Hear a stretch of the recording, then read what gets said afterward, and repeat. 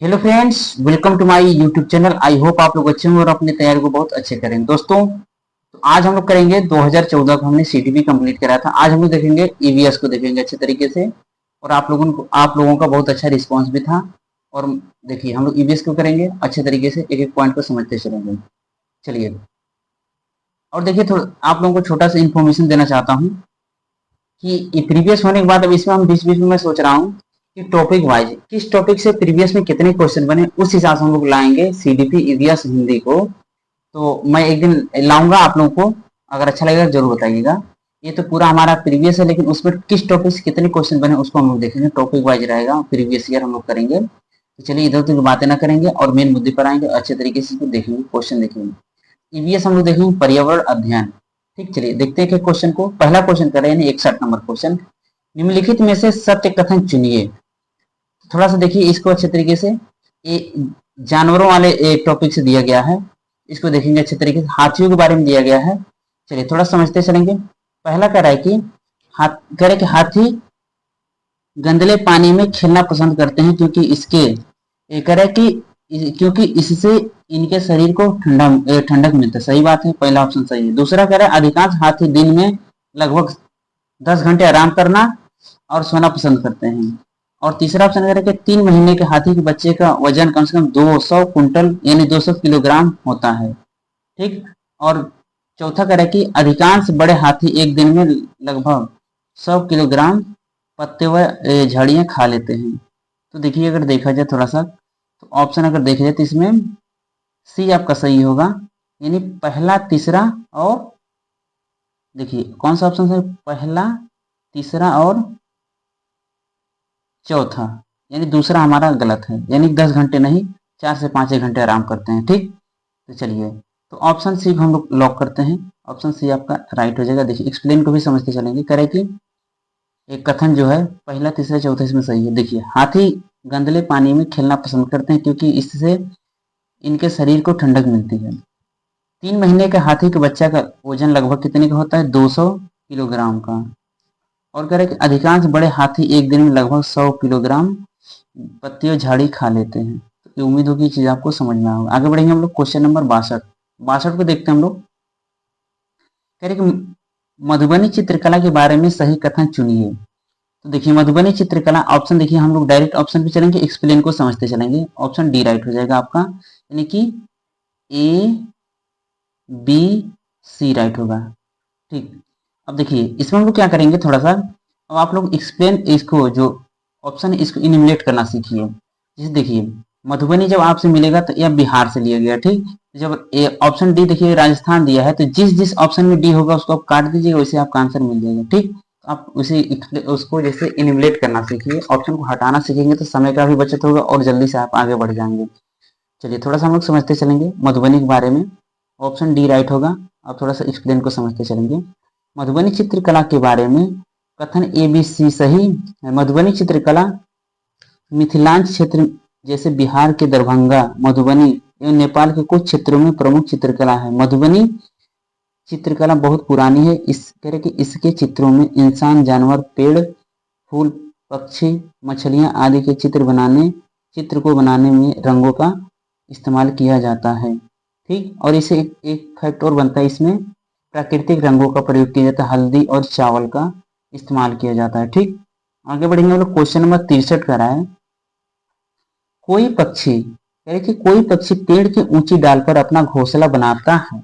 यह पक्षी हो सकता है, यानी कि पेड़ की ऊंची डाल पर। तो अगर देखा जाए तो आपका सी राइट हो जाएगा। कौवा अपना घोंसला ऊंची डाल पर बनाता है। और आपसे कौवा से रिलेटेड क्वेश्चन और बनता है इसी में सीटेट में, कि किस पक्षी के एक घोंसले में यानी लोहे का तार का इस्तेमाल किया जाता है, मतलब कौन पक्षी करता है, तो ये कौवा का है। ठीक। चलिए आगे बढ़ेंगे हम लोग। आगे बढ़ते हैं हम लोग थोड़ा सा। क्वेश्चन नंबर आपका 64 का है कि पोचमपल्ली एक गांव है। यह गांव एक विशेष प्रकार के कपड़े की बुनाई के लिए प्रसिद्ध है और इसे भी पोचमपल्ली भी कहते हैं। कह रहे कि यह गांव निम्नलिखित में से किसका भाग है।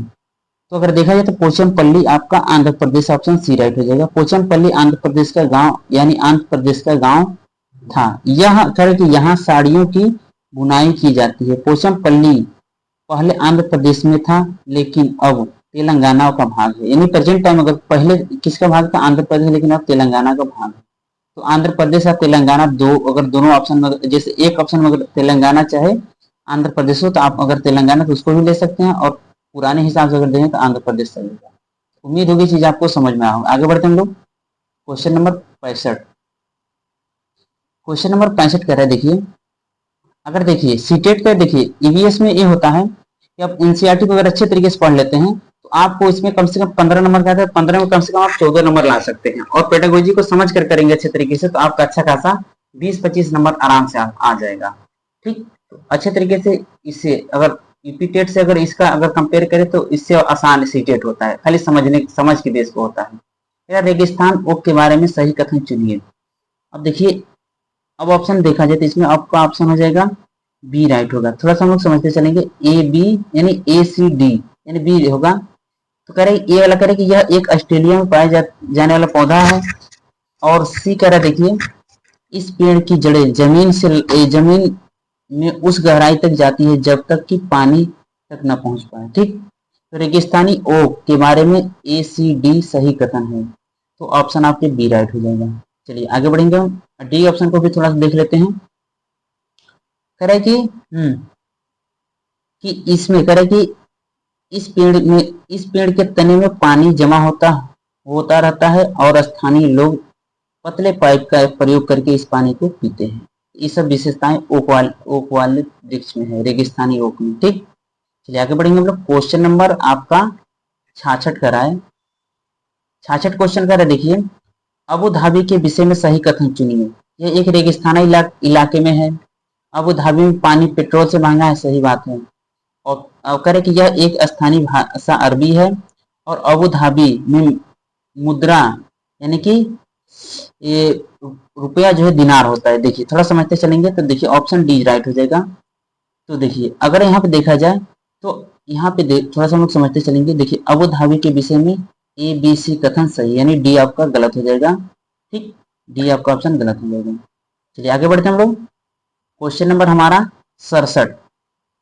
67 देखिए कर रहा है, कुछ जानवर रात में जागते हैं। ये जानवर हर चीज को जिन रंगों से देखते हैं कौन कौन सा होगा।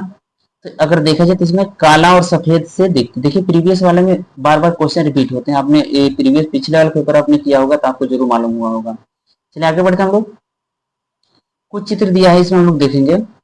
ठीक, तो इसमें देखा जाए तो कह रहा है कि चित्र कह रहा है इसमें दिया है क्वेश्चन नंबर 68 में कि नीचे दिए गए कह रहे कि 1 से 24 घंटे की घड़ी दिखाई गई है तथा चित्र कह रहे कि हाँ उसमें पहले में 24 घंटे की दिखाई गई और चित्र पहले व तीसरे में दो जानवर एक्स वाई के सोने के समय, यानी उसमें सोने का समय दिया गया है और दिखाया गया है। और एक्स तथा वाई के सोने के समय के बारे में सही कथन चुनिए। ठीक, थोड़ा समझते चलेंगे।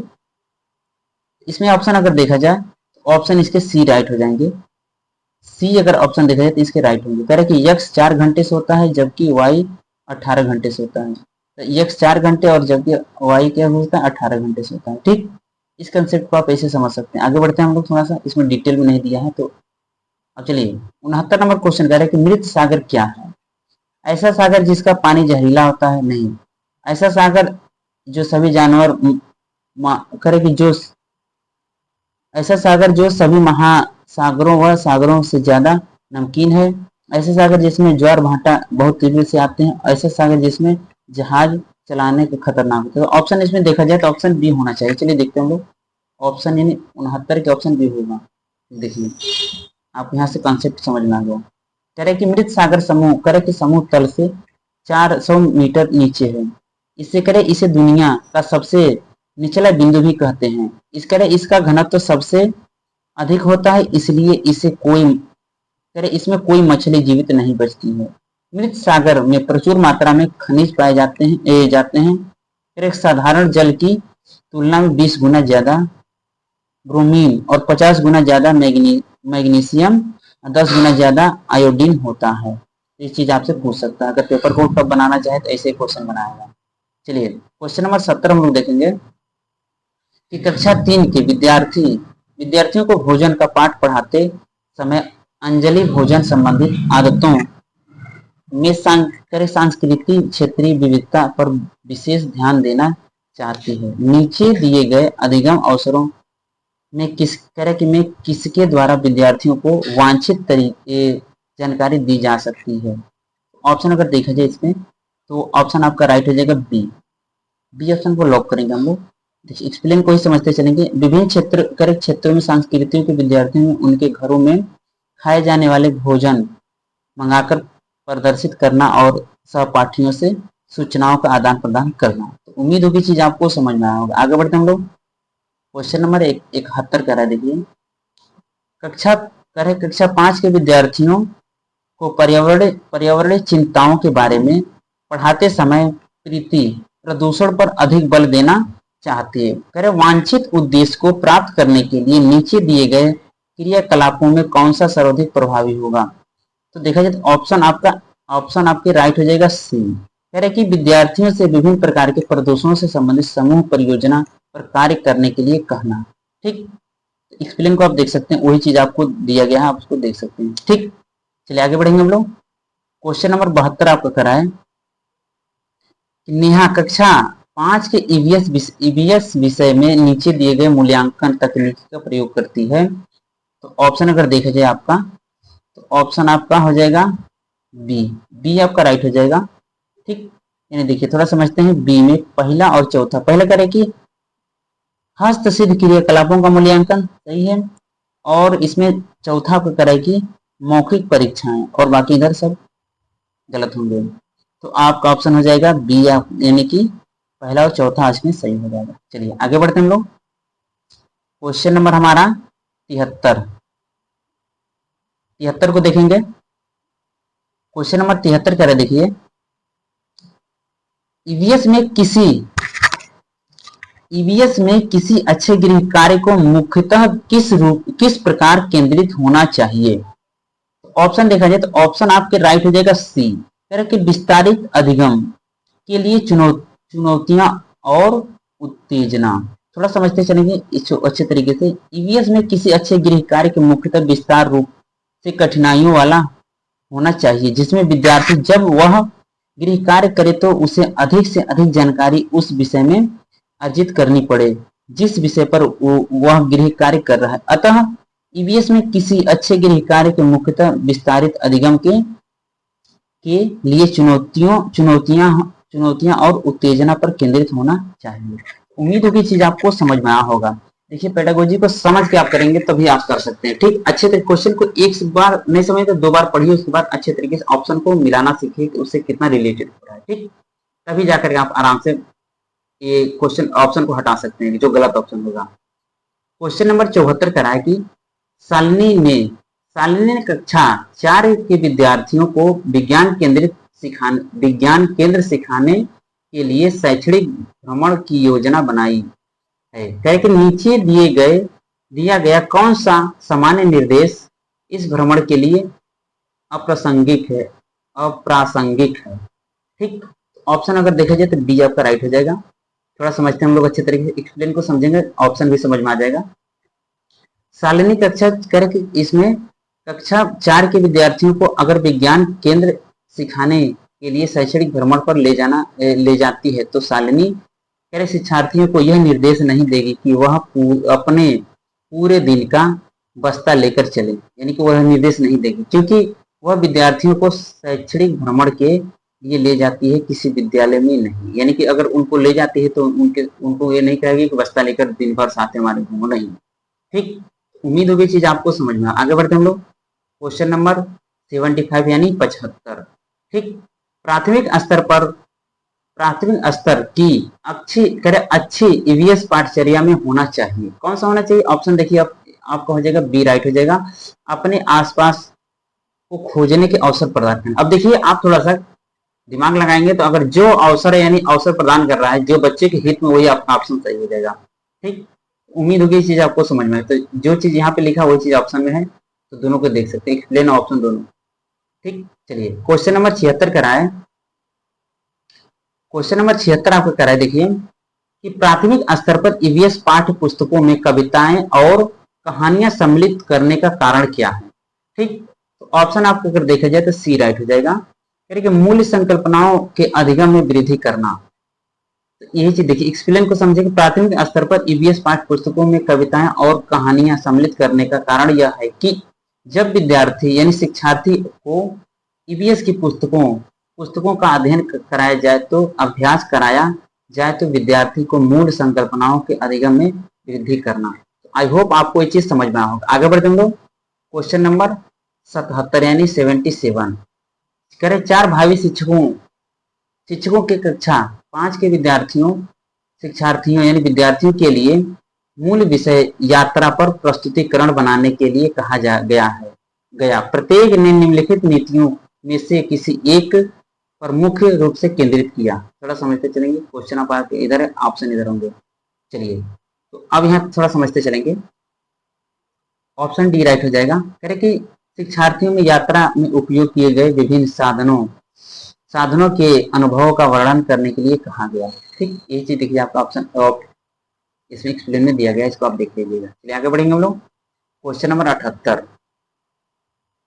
क्वेश्चन नंबर 78 हमारा करा है कि कक्षा 5 की ईवीएस की पाठ्य पुस्तकों में किसी पाठ में सोचिए और चर्चा कीजिए कि भाग में नीचे दिए गया कथन लिखा है। यदि आपके गांव अथवा शहर में एक सप्ताह तक पेट्रोल अथवा डीजल ना हो तो क्या होगा।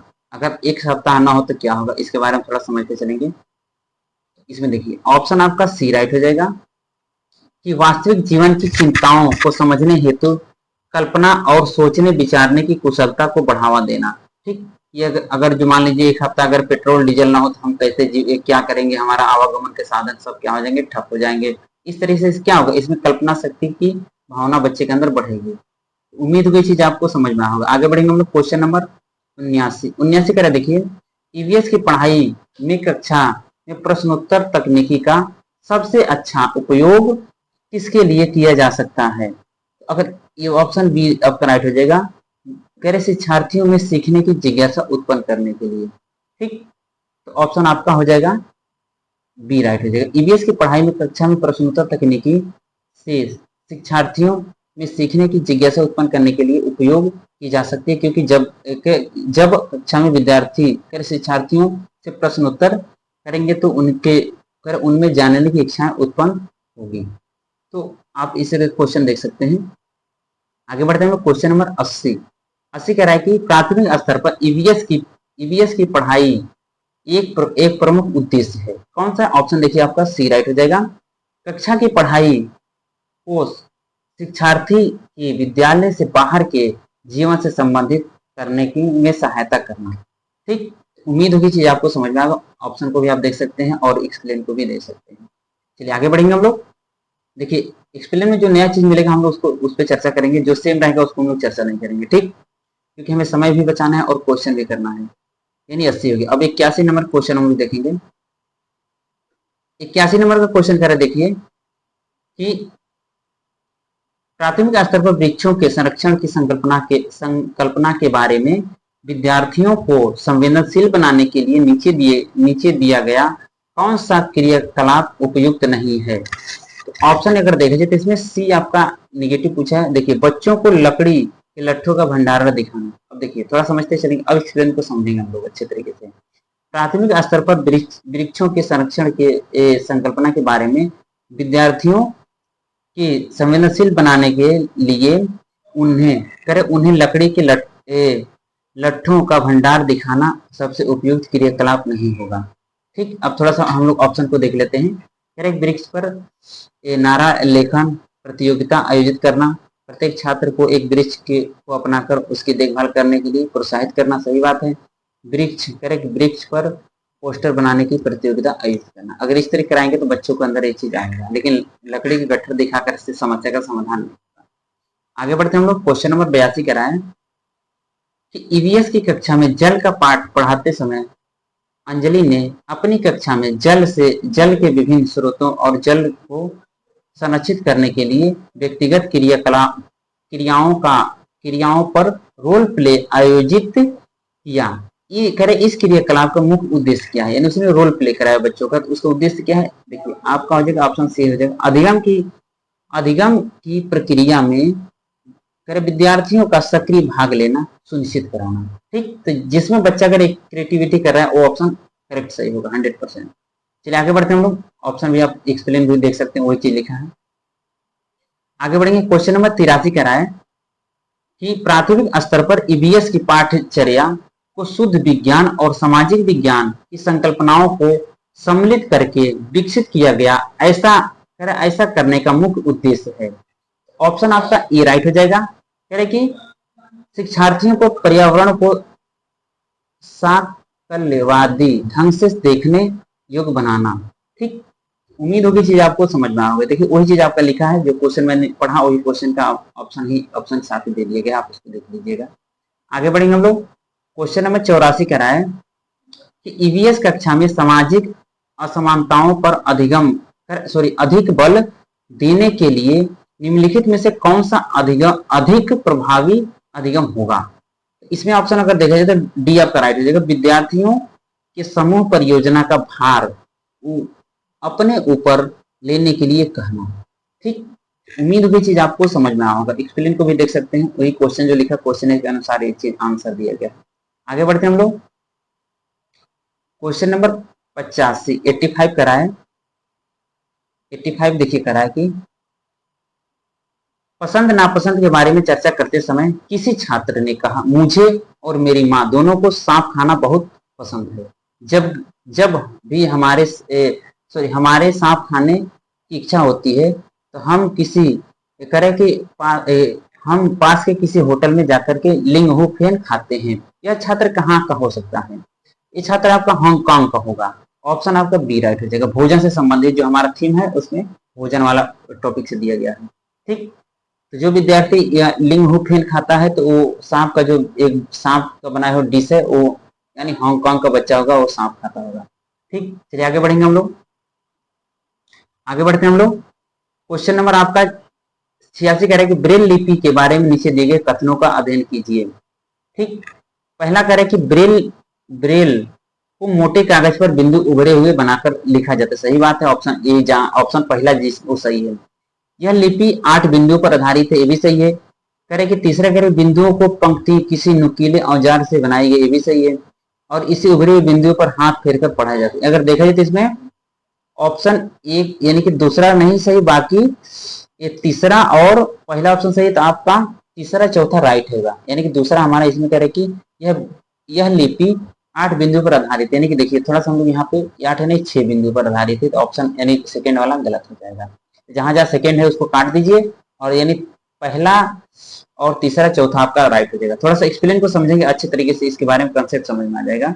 देखिए थोड़ा समझते हैं। ब्रेल लिपि का आविष्कार 1821 में एक नेत्रहीन फ्रांसीसी लेखक लुई ब्रेल ने किया था।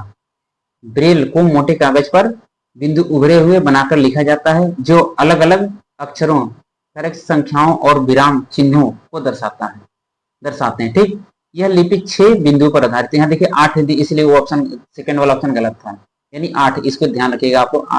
6 बिंदुओं से आधारित होता है। इन बिंदुओं की पंक्तियां नुकीले स्टाइलस द्वारा बनाई जाती हैं, जिन्हें पीछे से आगे की ओर उभरे हुए लिखा जाता है। इन उभरे हुए बिंदुओं पर हाथ फेरकर इन्हें पढ़ा जा सकता है। उपयुक्त विकल्प में से पहला, तीसरा और चौथा सही। उम्मीद हो गई चीज आपको समझ में आओगे, तो यानी ध्यान रखिएगा इसमें 6 यानी कि 6 बिंदुओं पर आधारित है, 8 बिंदुओं पर नहीं। ठीक, चलिए आगे बढ़ेंगे हम लोग। क्वेश्चन नंबर 87 कराए। 87 निम्नलिखित में से सही कथन चुनिए। अब इसमें देखा जाए तो आपका ऑप्शन राइट हो जाएगा, यानी डी राइट होगा, यानी डी होगा। देखिए जिन जानवरों के बाहरी कान व शरीर पर बाल होते हैं वे बच्चे देते हैं। ठीक, और बी कर रहा है जिन जानवरों के बाहरी हम लोग ऑप्शन ए पढ़ेंगे थोड़ा सा। जिन जानवरों के बाहरी कान व शरीर पर बाल होते हुए बच्चे देते हैं और जिन जानवरों के बाहरी कान व शरीर पर बाल नहीं होते हुए अंडे देते हैं। ऑप्शन ए और बी राइट हो जाएगा। और थोड़ा सा इधर समझ लेते हैं, सी वाला, जिन जानवरों के बाहरी कान व शरीर पर बाल नहीं होते हुए बच्चे देते, गलत बात है। जिन जानवरों के बाहरी कान व शरीर पर बाल होते हुए अंडे देते नहीं। ऑप्शन पहला और दूसरा यानी ए और बी राइट है, यानी कि ऑप्शन इसके अनुसार देखें तो डी आपका सही हो जाएगा। उम्मीद होगी चीज आपको समझ में आया होगा। आगे बढ़ते हम लोग। क्वेश्चन नंबर 88 कह रहा है कि मधुमक्खी पालन के सही कथन चुनिए। ठीक, तो थोड़ा समझते चलेंगे। इसमें देखिए थोड़ा सा हम लोग देखेंगे, इसमें ऑप्शन इसका कौन सही होगा। ऑप्शन आपका सी राइट हो जाएगा, ठीक। सी यानी कि दूसरा तीसरा चौथा इसमें राइट हो जाएगा। चलिए आगे बढ़ते हैं हम लोग। क्वेश्चन नंबर 89 कह रहा है कि किसी छात्र ने अपनी अहमदाबाद की नागरकोइल यात्रा के बारे में कुछ चर्चा किया गया है, इसके बारे में समझते चलेंगे। ये भी देखिए थोड़ा सा इसमें ऑप्शन राइट हो जाएगा, आपका सी राइट हो जाएगा। यानी कि देखिए गांधीधाम के अहमदाबाद के बीच की दूरी 301 किलोमीटर है। गांधीधाम में नगर कोइल के बीच की दूरी 2649 किलोमीटर है। अतः गांधीधाम और नागरकोइल के बीच की दूरी का डिस्टेंस अंतर कितना होगा, माइनस कर देंगे, देखिए आंसर आपको इधर निकल आया। ठीक, आप इसको देख सकते हैं, थोड़ा मैथ से कैलकुलेशन, इसको आप कैलकुलेशन कर लीजिएगा। ठीक, इसको आप देख सकते हैं, आराम समझ में आ जाएगा। चलिए आगे बढ़ते हैं हम लोग। अब बढ़ेंगे क्वेश्चन नंबर 90 कह रहा है कि नीचे दिए गए कौन सा कथन जानकारी एक आरक्षित रेल टिकट के बारे में दिया गया है। ऑप्शन आपके देखा जाए तो बी राइट हो जाएगा। थोड़ा समझते चलेंगे। ए बी सी डी, यानी कि देखिए एक कह रहा है टिकट बुक कराने की तारीख और समय, यात्रा शुरू करने की तारीख दिया रहता है। ठीक, ऑप्शन ए राइट हो जाएगा। बी कह रहा है कि डिब्बे का नंबर, वर्थ नंबर और विवरण किराया भी रहता है उस पर, सही बात है। कह रहे अब सी कह रहा है कि यात्रा करने वाले का नाम, वायु और लिंग। ठीक ठीक, और कह रहे डी कह रहे ट्रेन का नंबर और नाम व स्टेशन जहां से ट्रेन पकड़नी और जहां अंतिम स्टेशन का नाम भी दिया रहता है। ठीक, और ये ऑप्शन इसलिए नहीं होगा, देखिए समझते चलेंगे कि अंतिम स्टेशन पर पहुंचने की तारीख और समय नहीं, वो चीज नहीं दिया होता है। चलिए आगे बढ़ेंगे हम लोग। तो इसके अनुसार आपके बी ऑप्शन राइट हो जाएंगे। कह रहे कि चलिए आगे बढ़ते हैं हम लोग। तो ये था आपका ईवीएस का कंप्लीट। उम्मीद होगी चीज आपको समझ में आया होगा। इस क्वेश्चन ईवीएस का कंप्लीट हो गया। अब हिंदी हम लोग करेंगे अच्छे तरीके से। ठीक, तो ये था आपका 2014 के सीटेट का जो फर्स्ट पेपर है उसका ईवीएस का। ठीक, उम्मीद होगी चीज आपको समझ में आया होगा। और आप प्रीवियस करेंगे, उसके बाद देखिए प्रीवियस के साथ साथ हम लोग क्या करेंगे, टॉपिक वाइज किस टॉपिक से कितने क्वेश्चन बने उस टॉपिक को हम लोग सोल्व करने की कोशिश करेंगे। तो उम्मीद होगी चीज आपको समझ में आया होगा और आप लोग बहुत अच्छे तरीके से एक दूसरे को सपोर्ट करते रहें और मैं इस तरह आप लोग के अच्छे नए नए वीडियो लाता रहूंगा। ठीक, तो उम्मीद होगी आपको समझ में आया होगा। अब हमें इजाजत दीजिए। जय हिंद, जय भारत।